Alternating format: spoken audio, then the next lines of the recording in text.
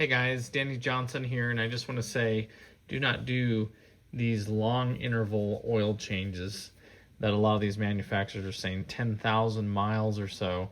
Here's a cam lobe from my Yukon, and you can see it didn't end very well. That was not even a DOD lifter, that was a regular one, and poor quality lifters, soft cam shaft, I don't know, there's a lot of variables.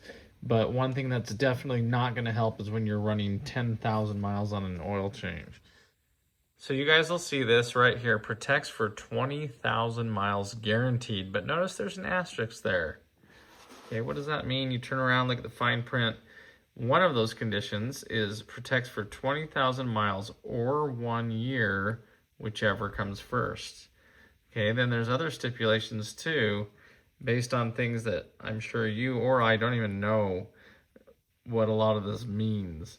But the fact is, you can't just set your car's odometer and take note and then just drive for 20,000 miles and a few years later, a year and a half later, just decide to go change it. So I'd say change your oil a lot more often than not.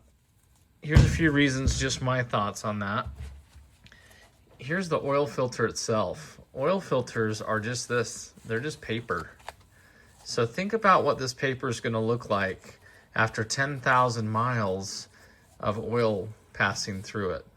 Okay, I do my oil changes a lot sooner than that. Even with my Yukon, I was doing them at 80% of the oil life timer, and it still wasn't enough. Here's my Sequoia now, changed the oil on it today. Look at this. This is what your oil changes should look like. Yeah, it's a little bit more money, and I'm 3,000 to 4,000 miles per oil change here, and it used to be 3 months or 3,000 miles, whichever came first. With synthetics, you can push it a little bit longer, but you want to be changing the oil and the filter out more often than not, so that they're not disintegrating and coming apart. Here's my Tundra. Changed its oil today too, and as you can see, I don't drive it a lot, but look at the oil mile intervals there. It's basically every 2,000 miles. Okay, that's how you're going to maintain these vehicles for a lot longer. Same with the Cobra. It does a lot of sitting because it's just kind of a weekend car, so I change it more often than not with the mileage. It's more about time, how long it's been. But if you want your vehicles running longer, then my advice is to change the oil more often. It's really not going to hurt when you think about it.